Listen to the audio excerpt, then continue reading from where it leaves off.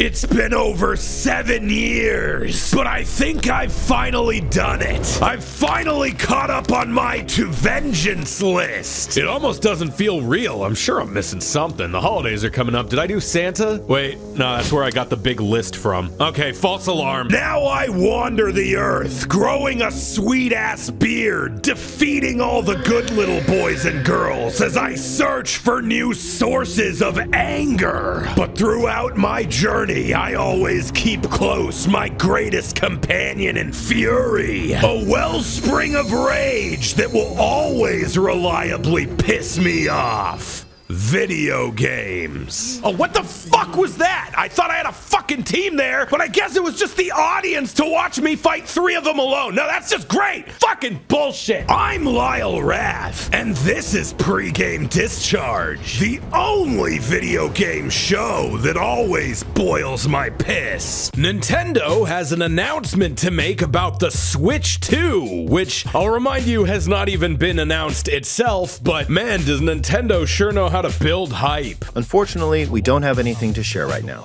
We apologize. Anyway, the announcement is that the Nintendo Switch 2 is going to be backwards compatible with the original Nintendo Switch, which is an expected move, but a good move. As much as I joke about, ooh, the Switch is getting a 27-year-old game, stop the presses, it's actually got a pretty pitchin' back catalog by now, and if it's going to be competing with products like the Steam Deck, where the back catalog is basically the entirety of PC gaming, starting from scratch is not an option. PlayStation and Xbox have both announced that they're also working on handhelds, which are a while out. And even if you're not interested in specifically owning one, I think it's really interesting for the space. Technological advancements in gaming is at a place where it's, how you say, a fucko stupid. We hit a point where games could pretty much do anything a couple generations ago, and now we're just sitting around going, fuck, I don't know, how about we draw the individual rays of light? Will that work? Maybe put physics on every strand of this guy's hair? Sure, yeah, make the game 90 gigabytes. They won't mind. Having a lower benchmark to swing for means more optimized games and your graphics card will last you longer. It also means a technological arms race to make things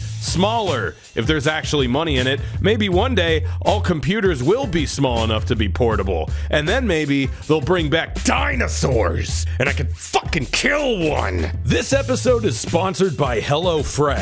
Listen, gamer, you and I both know you're probably not eating the way that you should be, so I'm here to make it easy for you. HelloFresh is a subscription service that delivers fresh ingredients right to you. They come with recipes that show you how to make it nice and easy, and it's perfectly proportioned out so you get exactly how much you need. It's super idiot proof. I figured out how to do it, and it genuinely did teach me how to cook a little bit, and it'll help you eat right. Right now, there are over 50 dinner options to choose from, including calorie and protein smart meals. It's super flexible. You can customize your delivery from week to week, and right now they're including a free breakfast item with every delivery for as long as you're subscribed. Sponsors like HelloFresh are what keeps the lights on while we cook up better videos. So if you want to eat better and help us make some funny cartoons, click the link in the description or use my code and get 10 free meals plus free breakfast for life. That's 1 breakfast item per box while subscription is active if you're in the US. Outside the US, the local discount will apply. Half-Life 3 is being talked about and worked on again, probably, to celebrate the that can't be right, can it? The 20th anniversary of Half-Life 2. God, I can see death in the parking lot outside. Any fucking way. They made a documentary about Half-Life 2 where they talked pretty candidly about it and even showed some of what would have been in episode 3. Apparently the game was only in the works for about 6 months before they shifted focus to Left 4 Dead, and they just had some disjointed levels and enemies and mechanics worked out. Gabe Newell kind of implies they're working on a new one. I don't know. He says this. Half-Life represents a tool we have and promises made to customers to capitalize on innovation and opportunities to build game experiences that haven't been involved previously. And I think that there are no shortage of those opportunities facing us as an industry right now.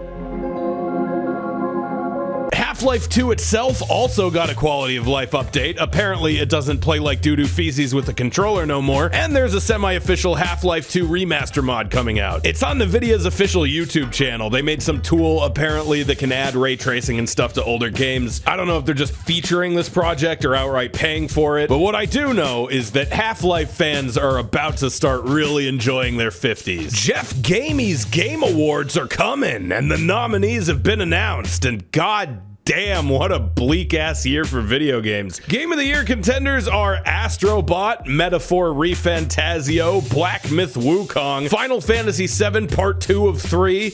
There weren't really 6 good games that came out this year, so they had to change the rules to allow the Elden Ring DLC, which might genuinely actually win. And last but not least, there's Balatro, which I have not played, but I kind of hope wins just because it would be funny. Plus, it's like, we gave it to an indie game. Take your thumb out your ass. How about that Arcane finale, right? Well, the show is over, but there are 3 more shows in the League of Legends universe that are in the works at this very moment. They'll focus on the settings of Demacia, Noxus, and Dionia. If you watch the show but don't play League, I mean, keep it up, you're doing it right. You probably already know Noxus is like the bad guys in Arcane. Demacia is more glowing fantasy city, European swords and sorcery kind of shit. And Ionia is like fantasy Asia, samurais, and spiritualism stuff. That has nothing to do with my jungler sucking ass, but somehow I know that, so now you do too. Sony is in talks to buy FromSoft's parent company, Katakawa Corporation, which also owns Spike Chunsoft and some other mobile game type companies. This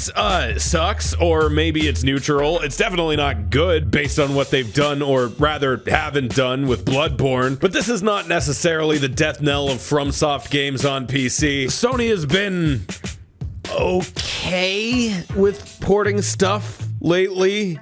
I say with heavy asterisks. Tell you what, you drop Buttborn Prepare Your Flaps edition on Steam, and I will not hate this as much. Avowed is Avowed in the wild. YouTubers are playing it and shit. They were allowed to play through the entire first area of the game, share their experiences, and capture a bunch of gameplay footage. So if you're on the fence about the game, I think this will let you take the temperature a lot better than like a trailer would. Overall, it's looking like it's shaping up to be maybe not a genre-defining game, but at least a solid one with some good writing and interesting choices. There's a green fish guy voiced by Garrus Mass Effect, so that's something. Okay, so my boy Phil has been playing these JRPG games where there's like 30 of them and you have to play all of them because they're all in the same continuity, and all the titles are like 6 generic anime title words strung together. For example, there was a new trailer for Legend of Heroes Trails Through Daybreak 2, and I mean, it can probably explain better than I can.